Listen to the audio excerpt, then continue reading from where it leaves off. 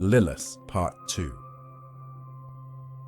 Intro sound effects. A train rattling through the night. Then, the voice of Lilith. Jackdaws and ravens possess the land. All known boundaries are become chaos, and all weights of measure sit empty and untrue. The Book of Lamentations, redacted. Sound effects. The ambient sounds of a small mid-century hospital. A doctor or two being paged, called to an operating room, perhaps visitors to waiting rooms, gurneys rattling down hallways, at stations, etc. In a room, Joe Manton gurgles himself awake. Easy there, Sheriff. Where? Don't get up so fast. Manton's voice is raspy. He's been fed by tubes for several days, but doesn't know it yet. What happened? You're in the hospital, Sheriff. Our Lady of Tears, the same one where we brought all the drunks who'd flown through their windshields. Always thought that was a terrible name for a hospital. They said you shouldn't try to talk too much. It wasn't a windshield. They said some kind of wild animal got you, Sheriff. What were you doing out there in those woods? Almost something like a wolverine. There aren't wolverines in New Mexico. Oh no, maybe a bear or a red wolf? We killed off the red wolves. Well, something got you real bad, Sheriff. You were even in a coma for, but hey, Happy New Year. Look. What's that? That gossip mag. You know, Galinda Phoenix behind the veil. That Ava Gardner on the cover? Wrapped in a holy bow? January issue. Got it in the lobby. Thought you might want a little light reading, being an Ava fan and all. A little racy for Our Lady of Tears. Yeah, actually it was stuck inside a Life magazine. You want it? I want to get out of here. Sounds of Manton making a sudden move from his hospital bed. Sheets, tubes, moving, his sudden groaning in pain. Whoa, Sheriff. You can't move like that. Your leg was almost torn off. Sound effects of Manton collapsing back into bed. How could she? She? What happened out there, Sheriff? Before he can answer, there's commotion at the door, and a nurse enters. Oh, I thought I heard voices. What a surprise. I'm sorry, nurse. Can you give us a moment? We're trying to finish up some police business. Well, they wanted me to be sure to let them know if you woke up. When you woke up. They? Who? I'll get the doctor in a minute, but you must be parched. Here. Sound effects of the nurse prepping a drink. What's that? It's for your throat, since you haven't used it in so long. Tastes like orange juice. Wait, I don't want. You shouldn't try and talk so quickly. Hey, you can't just... Please, don't make me call security. I could already be in trouble because of all your extra visits. Here, Sheriff. No. There's gurgling sound, which may or may not be Manton getting force-fed the liquid. But we're the police. No, I'm sorry. Not the ones who've been here. The gurgling quickly crossfades into a kind of hissing, which brings us away from the hospital and back to Lilith. They always wind up gagging on the things they think will save them. The things expected to be sweet, like the oranges stolen for the long walk up from the sea. I'd watch them stagger toward Jerusalem, all those hopeful, hopeless pilgrims. I'd fly at them in sandstorms, beat on them along with the sun, wondering if one or two were worth killing for the sport of it, or worth warning away, just to see what they might do. They weren't. That's a taste that grows stale, too. So they'd come and stagger through the gates, the Jaffa Gate, the Huldah Gate, wherever they could get through, sneak in, crawl past. But my favorite gate was around the corner, built into those same walls. They call it the Dung Gate. Your kind can never call a thing what it really is, Dung Gate, the Shit Gate, where they take out ashes from all the slaughtered sheep, dump the blood and piss and ox bones, your bones too, all your leakings, remnants, the signs of your endless appetites, your relentless decay, all out with the trash. And even if you thought that orange you stole in Jaffa tasted sweet, after all, the flies on your fingers remind you that sooner or later, we all go out the shit gate. You can try to wave the flies away, pretend the muddy piss isn't really there, and you're a thing of mountains and purpose, just like your God, but eventually, that sweet lie would choke you too. I never had those problems. God didn't make me. Problems, friends? Worried that atomic missiles might land on Main Street, or UFOs could touch down on the local baseball diamond before Junior even gets to play his first league game. Or perhaps the little lady will want a brand new coat or brand new car that you can ill afford until the boss gives you that raise. And you haven't found the nerve to have that talk with the boss yet anyway.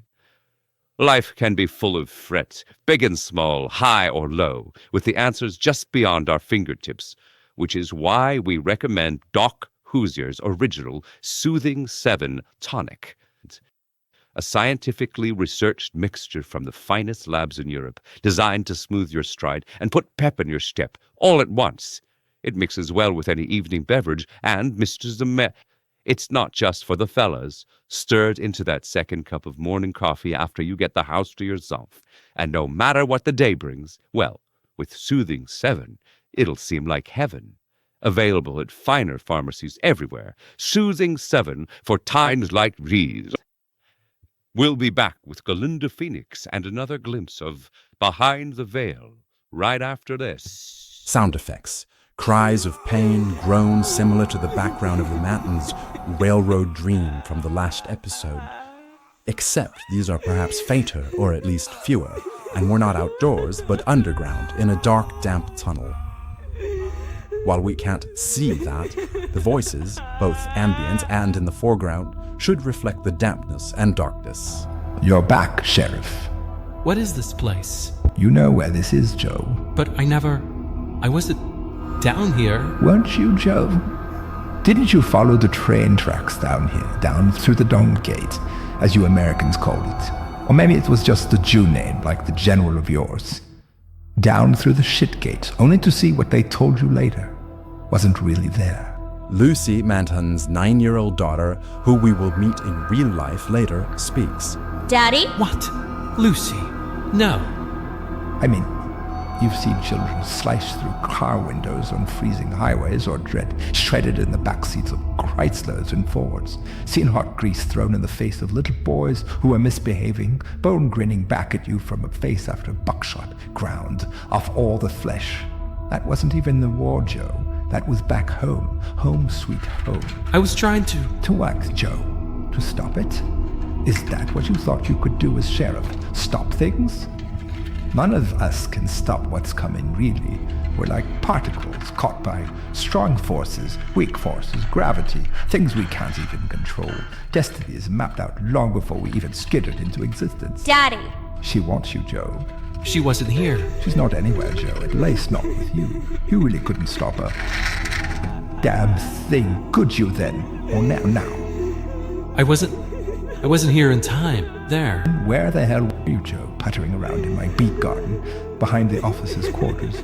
Is that where you lost the gun? Daddy! Gun's right here. Dad? And then, before Manton can say anything, a roar as the gun fires, combined with Lucy's fading sheer as Manton once again lurches out of a nightmare, yelling, to find himself back in the hospital, but this time without his deputy around. Welcome back, Sunshine. Easy now. Be a hell of a thing to survive a wild animal attack, then go and give yourself a stroke. He's been thrashing around like that since yesterday. That's why we had to put those restraints on. We don't want you to keep hurting yourself. Fighting against the restraints. Let me out. You should feel lucky. A lot of people never come back from something like this, including at least 2 of my men who were stationed at the same crime scene you were trying to sneak into. Throats tore right out. I got a 3rd one on a ventilator right down the hallway here. We don't know if he's gonna make it yet. Good thing we were able to shoot the attacker as she was getting away. Otherwise, all the suspicion would be on you. Who? We can hear the nurse tisking. Can you leave us? Police business. Right away. I'll tell you that deputy loitering at lobby. He needs to leave too. No, he can stay. After all, he's not even really a deputy anymore, is he? We hear the nurse going, closing the door. From Doc Coates' voice, we can tell he's leaning in close. Even if it's not a clean kill, if a wound is bad enough, the only chance a stray animal might have at staying alive would be to lay up and never be seen again, lick their wounds, heal up the best they can, not let anyone else figure out how vulnerable they become. That way, they're left alone, and everyone else can get on with things. The house was evidence, and someone burned it down. The wild stray animal is left alone, and after a while, no one even thinks to come after them anymore. Even their cubs are safe, or maybe I should say, They're fledglings. There could have been someone inside. We found a lot of bloody feathers scattered around when we found you, Joe. Were you sacrificing chickens or something before you attacked my men? Maybe you were with the chickens? Get those off me. When you're ready. After all, we wouldn't want you to hurt yourself right before your retirement, right, Sunshine? And there was that whole rough patch, too, right after the war, wasn't there? I mean, if we're being polite, you know, and calling it a rough patch. All you strategic service boys spent the whole war behind desks. Well, maybe we both seen things that would surprise the other. Eh, Joe? Although wasn't there an issue with seeing things when you got back? Things maybe that weren't there? I'm done talking to you, SSU. You know, I think they're even changing our initials again. Putting some O's back in. Operations, you know. I really can't keep up with all the different missions we have. And fires we're supposed to put out. Just so Mr. and Mrs. America can pop their soothing sevens and fall asleep in front of their radios and call it a life. But you don't have to talk to me anymore, Joe, that's fine. Life's easier on this side of those restraints anyway. What I'm trying to get you to understand is, you're done talking to everyone. Sound effects of dishes being cleared, shatter, clinking, were back on the train in the Kachina Club. It's a little bit later from the previous time we were here in the previous episode. Evidently, Manton has been convinced to stay for dinner. Sound effects of plates and cutlery at the end of a meal. That was good, thank you. I haven't even eaten something simple as a steak and potatoes and, well, I don't cook much for myself. It's not hard, Sheriff, to heat things in a skillet. I think the hard part was the sitting down after and eating it by myself. Tallulah. Oh, hush. I'm not trying to pry, Joe. I'm the same way. Which way is that? Hard company to keep alone in a room. Yeah, I guess maybe. I never quite came all the way back from the war. At least I think Stell thought that. Stell? My wife, ex-wife now, I guess, Estelle, you know, named for the stars. The thing about stars is, sooner or later, they explode. Why don't you get another drink, Hieronymus? Or collapse. So, Sheriff, was your star a war bride? No. End of the Depression. Each of our daughters came during the war, though. I guess we didn't do a whole lot of talking when I was back on leave, either. And what was it, exactly, you were taking your leave from? Tally, really? Or non-exactly. Now it's down to Tally. Yes, he's really running out of patience with me. No, I don't mind her asking. Doesn't mean I'm going to answer. I'd rather hear more than Errol Flynn getting drunk on the set of... What was it? The rudder of the missions. It was another pirate film like Captain Blood. I'm sorry. I haven't heard of it. No, you wouldn't. The production wound up getting cancelled after Pearl Harbor. We were supposed to film in Hawaii and along the coast. You can't do that with blackouts. I didn't know there were pirates in California. Seriously, Joe? Now I'm going to tell you to leave him alone, Hieronymus. But yes, there was. This fellow Bouchard, some French, Argentine privateer, who'd also been in Hawaii, then sailed into Monterey, captured it for a while, grew bored, I guess, then left to raid missions, burning ranchos along the way. He was our pilot.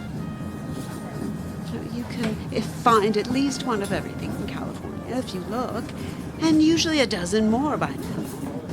I was going to play a Spanish widow. Are you? Spanish? Widowed? I'm sorry, it's not really any of my... I'm just in a profession where you're supposed to ask a lot of questions, or was. And I guess I've asked my share. Sound effects. The porter has arrived, but no one is quite aware of it yet. One question might be whether you want dessert or coffee now. George, you're always so good at sneaking up on us. We try not to be too disruptive, ma'am, especially when our wanderers are getting to know each other. Wanderers? You mean passengers? Yes, sir. Miss Hennessy, we have that dessert you especially like, the Bananas O'Malley. Wait, the burning banana one, from New Orleans. Isn't it called something else? That would be Bananas Foster, sir. This is our own variation, off menu. We created it for Miss Hennessy last time she was on board, like that drink. The one with the oranges? Yes, sir. From where was it? Cairo? Jaffa, actually, Joe. Palestine. Israel now, I guess, but yes, the Near East. The Levant. We use an orange glaze on the bananas, too, and a little chocolate. You should see it after they light it on fire. That alone makes it worth it. Why don't you just call it bananas Hennessy? This elicits a chortle from Smara. It's named for the bananas, sir. There's an O'Malley's banana? For how they get here, but we should be discreet. I'll bring some out. Sure, any banana that goes to that much trouble to get here. It didn't occur to me people had whole conversations about dessert. My kind of talk is usually more along the lines of, did you know your husband was seeing someone else? I guess the last time I even talked out loud about sweets was, well... What, Joe? With my daughters, Lucy and Bit. Elizabeth, but that's too many syllables when you're 3. Anyway, it was probably about snickerdoodles, if I recall. I actually let them eat cookies for dinner that night. They were leaving their mother the next day. I'm sorry, Sheriff. I've never been married myself. What? In answer to that earlier question about whether I was a widow. Or perhaps in answer to husband seeing someone else. Oh, sorry, it wasn't any of my business. I'm not trying to talk anyone out of marriage exactly. Not exactly? It's just that when you're in one, you wind up bringing so many more people into the room than you think. I'm just glad you agreed to spend the evening with us, Sheriff. Probably easier than spending on by myself. Before Manton can answer, the train lurches to a sudden stop, made evident by sound effects of grinding metallic noises. Oh, God. I've got liquor all over my linen pants. Darn, what was that? We're apparently making an unscheduled stop.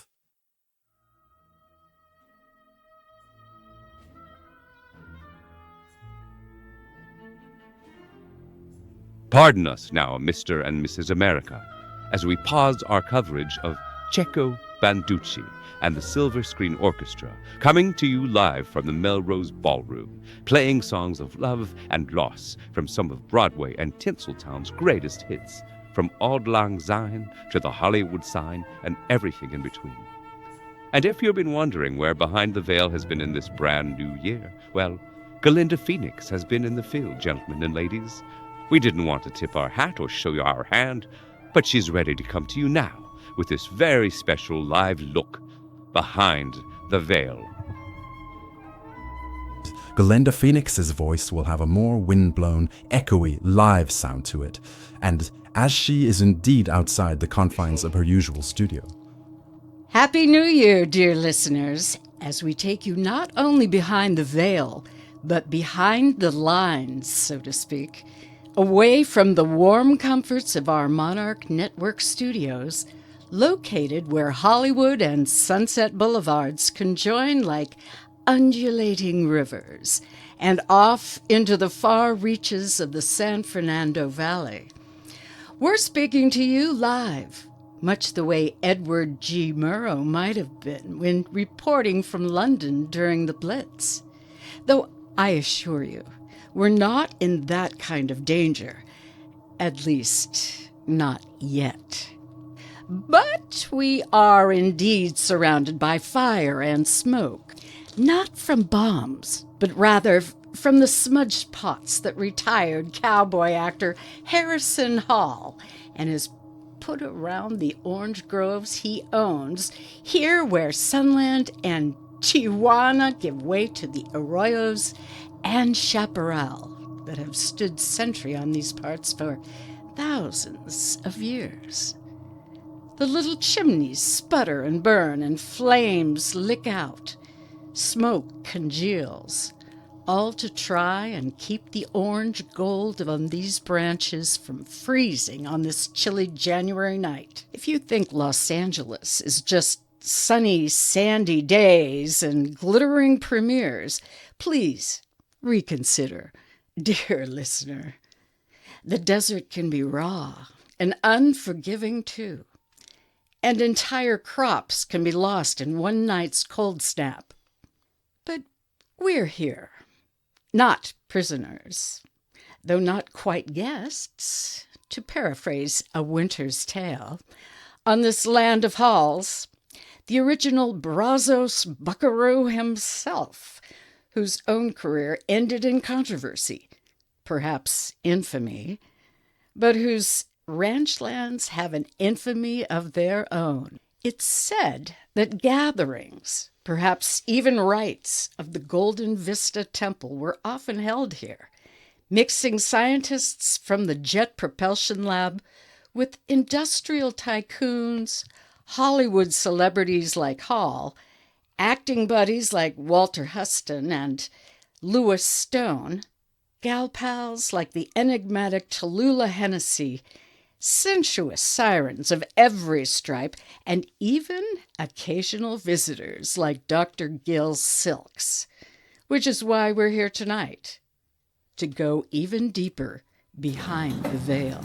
Crowd noise, murmuring, the clatter of dishes and glass. We're back in the Kachina Club on the Oasis Wind. Say that again, Jordan.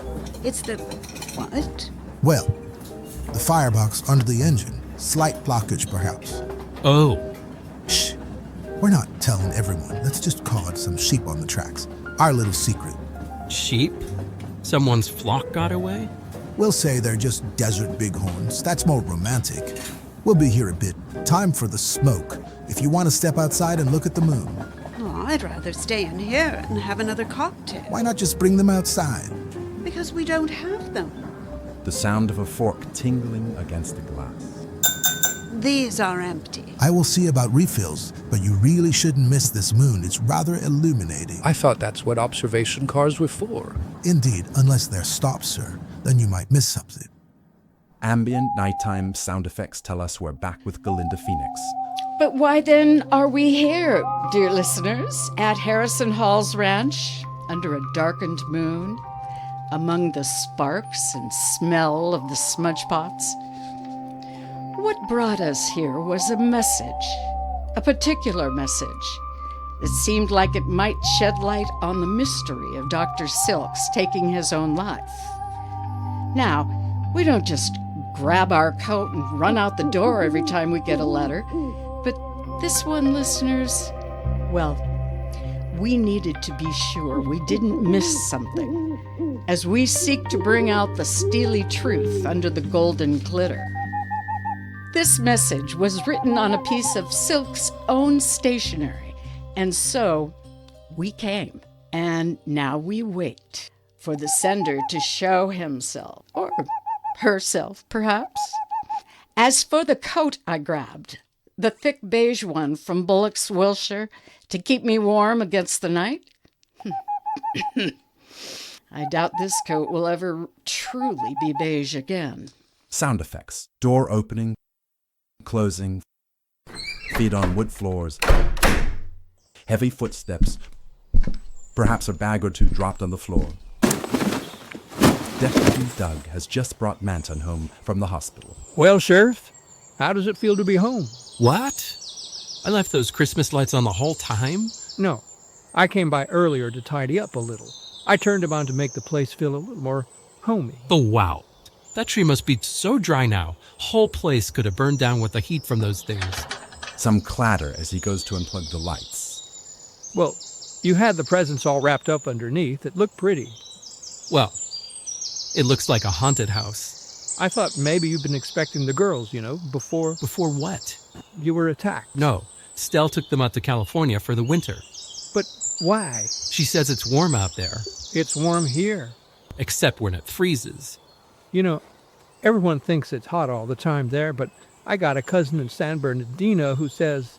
Manton groans. Oh. Joe. This frickin' leg. Just get up slowly and sit down. Here, let me... Sound effects of Deputy Doug helping Manton to a chair, eliciting another groan. Oh, thanks. Better? Not too much worse. And thank you, by the way, for sticking with me and bringing me back. Let me make you some coffee or something. Just find the whiskey. It's not even 10 o'clock yet. Please. So you ever gonna tell me what really happened out there, Sheriff? Sound effects of cabinets opened, glassware moved. Evidently, the deputy is looking for the whiskey while talking. I'll show you if you don't mind driving some more. We can stop at the office first. They're really trying to scare us off this thing. Yeah, well, about that, Sheriff. They even made some threats on the hospital. Yeah. We can't just... we gotta just stand for something, Doug. Right? Didn't we just fight a whole war for that? Another pause. Sound effects. More clinking, rattling of glass. Found some. There's gin here, too. Have some grapefruit around or something. We could throw some juice in and call it breakfast. I'll just stick with the rye. Maybe I'll join you. Sound effects of the deputy making the drinks. So you don't want to take me out there? I understand if you don't. You got your own kids and everything, and it's still holiday time. I'm afraid I gotta catch you up a little, Sheriff. You gonna want ice with this? No, neat is fine. So, the reason we didn't stop by office first, Sheriff... Yeah, I wanted to see Rose, and Hank was still coming in part-time, wasn't he? Well, see, Sheriff, there isn't exactly any office to come into anymore. What? Did they burn that down too? Not quite, at least not directly. What? What do you mean? The sips of whiskey sound a little fuller as the conversation unfolds. Any burning they did it with lawyers. What? How? Another sip of the morning drinks. Here, I left these on the counter for you, for when you're ready. You should probably look at them. We apparently didn't actually have a department anymore, Sheriff. Joe? Sound effects. An owl coos. It's nighttime in the desert. Metal rattling of doors. Some background murmuring as people step off the train. Careful. I'm all right. You were wincing when you stepped down. Wincing's the least of it. Besides, you're balancing that whole tray in your hands. I brought the dessert. The bananas? Yes, sir. Weren't they for Tally? Yes. I don't think Miss Hennessy will be joining us. What happened? She went back to her compartment. She wasn't feeling well. She seemed all right at dinner. Yes, it can come on quite suddenly. I've seen it before. Seen what? She may seem relaxed, convivial even, but she tires easily. She's always so vigilant. What does she have to be so vigilant about? Between his teeth. Oh. Steady, sir. I'm okay. Anyway, she's missing the moon.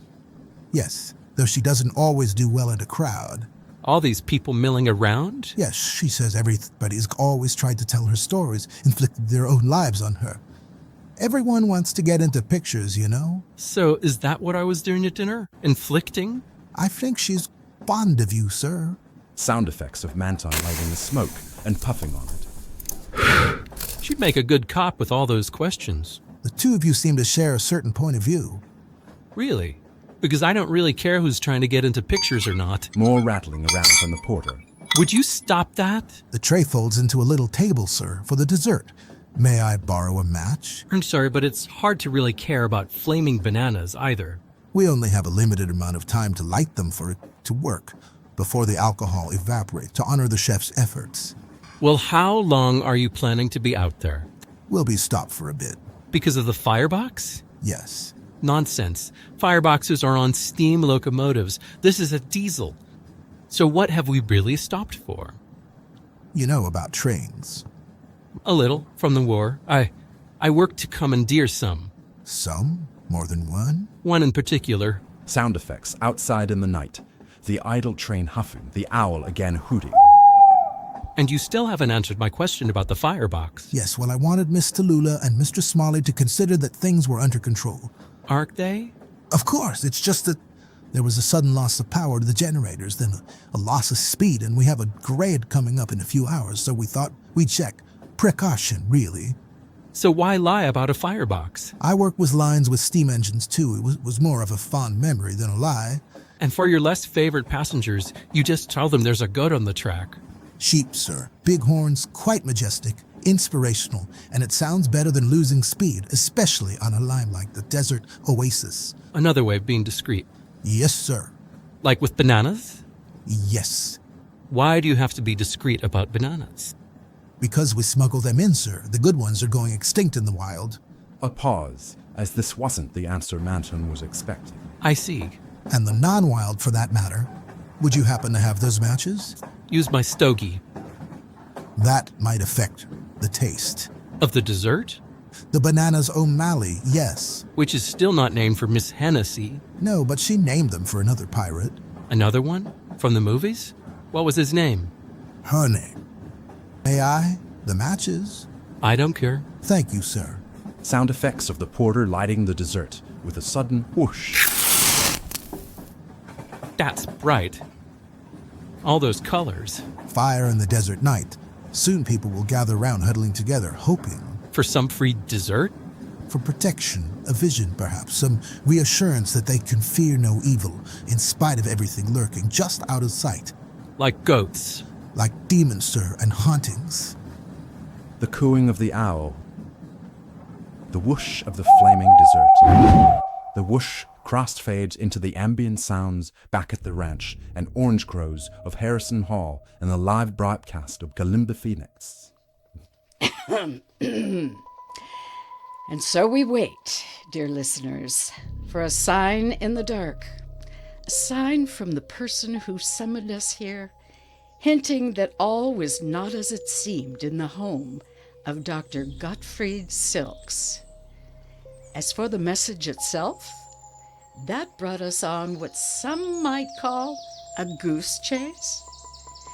It was a drawing, a child's drawing, seemingly, a pair of genies, male, female, decked in gossamer shrouds and veils and jewels, like in a fairy tale, in finger paint and crayon. Two genies, side by side, on the letterhead of the late Dr. Silks, who slipped upstairs to drink poison on Christmas Eve, and then perhaps somehow set his house on fire. Did he drop his pipe? Leave a fire untended in his study? We've tried to find out, Mr. and Mrs. America, because when an atomic scientist dies suddenly and mysteriously, shivers go down the spines of every patriot concerned about this country's security. And perhaps a cheer goes up in the throat of Ivan the Red.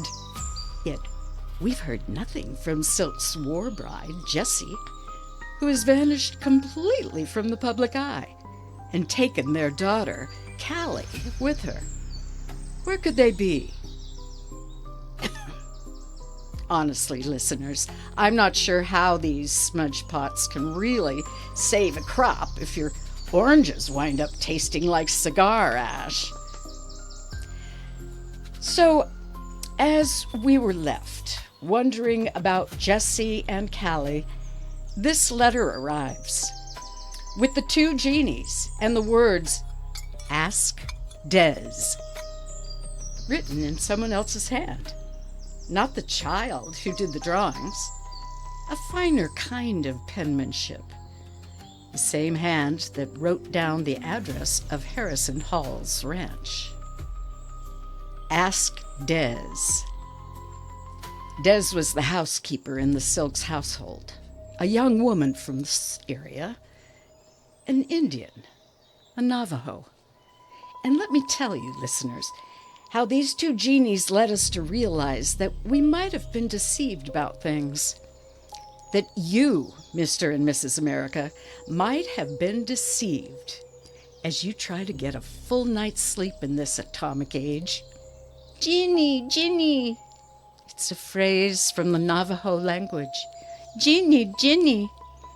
That what you heard might not have been true at all. Gossip, hearsay, lies. Genie, Genie. Tonight, dear friends, we're here to make the lying stop. In the meantime, we keep vigil in the smoke and shadows and await our mysterious messenger. We will interrupt our regular evening programming again as soon as he shows his face. Or hers. But right now, back to our regular evening program and Songs of Love and Loss. Thank you, Galinda Phoenix. An unprecedented night, perhaps, on Behind the Veil. And we will return to it live as conditions warrant. But first, from the Melrose Ballroom, Chico Banducci plays the theme from A Storm in Tunis. Music from the fictive scene crossfades into whistling from H.R. Smalley stepping from the train. There is murmuring as more people have gathered round the brief fire. Oh, my, is the train burning? What smells like smoke? Hello, Hieronymus. You missed it. Jordan here lit some smuggled bananas and some cinnamon on fire. People seem to like it. They're still licking it out of their hands. I didn't bring out any plates. And don't forget the orange liqueur. Ah, yes, Tallulah's touches. It makes the flames quite colorful. It was quite a fire. Jordan says it kept the demons at bay. Yes, well, if only that were true. The desert ones. From all our oldest stories, genies, fallen angels, and of course, the Lily Two. Of course. The what? Lily Two, female demons born out of storms, wind, fire. A way for our ancestors to explain suffering and loss, make their own disasters somewhat less personal. I didn't know that there were any good explanations for those things. You usually just have to endure what you can't stop. Is that what you thought you could do as sheriff? Stop things? What? What did you say? Lily Two, sir, female demons, avenging spirits, and such. Always trying to impede the works of man, perhaps not without reason. The most famous, of course, was Lilith herself. Before that, before all the Lillians. Lily Two, Lilith was named for them. She'd come after children and seduce men, always after the weakest. Before all that, what you said about me wanting to stop things. None of us can stop what's coming, sir. Before anyone can say anything else, a train horn blasts. Well, looks like we'll be moving soon. Another blast. The porter shouts to the passengers. All aboard, everyone. Another blast in agreement. I guess they fixed the firebox. Yes, or cleared the tracks. Of goats or demons? Those don't clear as easily. To the other passengers. All aboard. I'll be getting back to my seat. We'll talk later, Mr. Porter. Careful on the steps, sir. Yeah. Oh, and you no longer have a seat. What? Smalley comes up. Well, I found where he hid the liqueur. It's homebrew. Let's get on board. Come on, folks. We don't want to leave anyone in the desert. Certainly not unless they deserve it. What do you mean I don't have a seat? Oh, that. Yes, Tallulah upgraded you to her own car before she retired for the evening. Wait a minute. Upgraded? I never told her I wanted to be on her own. Not her compartment, Sheriff. A different roomette in the same car, because it was open. An audible eye roll. Oh. And because you have the look of a man still being chased who needs some rest, or so she says. Enjoy the good night's sleep, sir. What can I say? She takes pity on strays. Come on, I'll take you. The Storm and Tunis theme gives away to the announcer.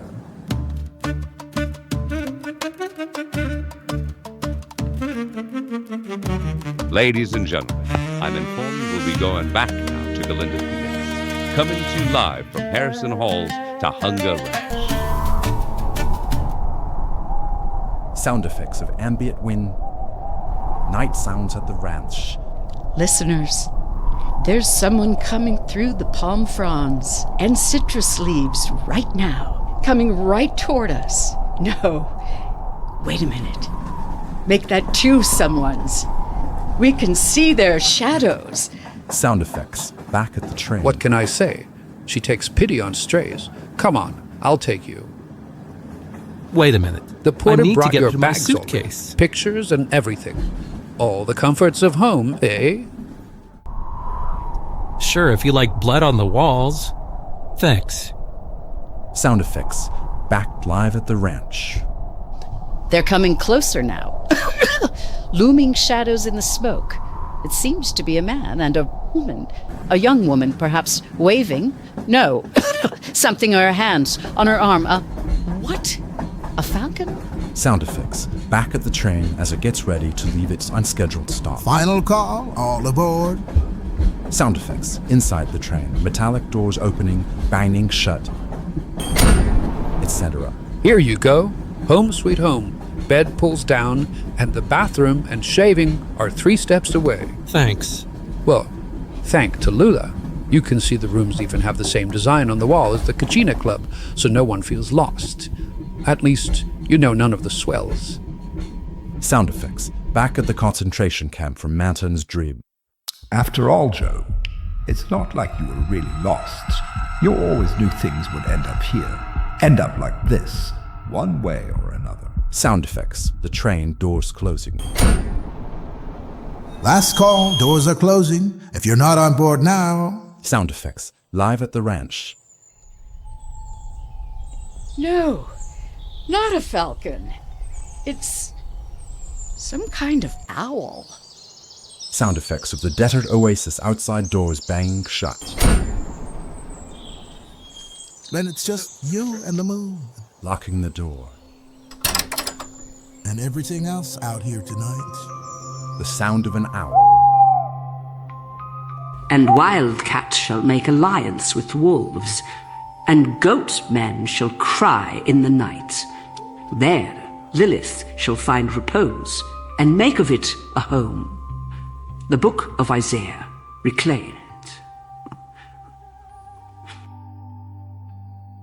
End of episode 2.